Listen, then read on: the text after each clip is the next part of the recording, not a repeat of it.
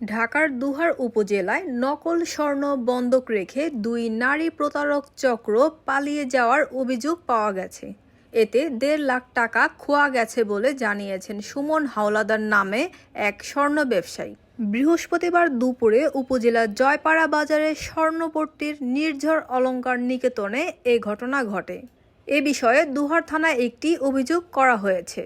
নির্ঝর অলংকার নিকেতনের মালিক সুমন হাওলাদার জানান, আমি দোকান থেকে বাহিরে ছিলাম। এ সময় দোকানে থাকা আমার ভাতিজা দিবারত্ন হাওলাদারকে ভুল বুঝিয়ে উপজেলার কার্তিকপুর এলাকার ঠিকানা দিয়ে দুই নারী প্রতারক চক্র স্বর্ণ বন্ধক রাখার কথা বলে নকল ১.৫ ভরি স্বর্ণের একটি চেন ও একজোড়া কানের দুল দিয়ে নগদ ১.৫ লাখ টাকা নিয়ে যায়।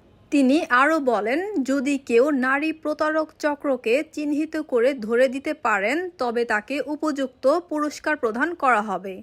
এ ব্যাপারে দুহার থানার তদন্ত ওসি মোহাম্মদ নুরুন্নবী ইসলাম বলেন, ঘটনাটি শুনেছি, দ্রুত এই প্রতারক চক্রকে গ্রেপ্তার করা হবে।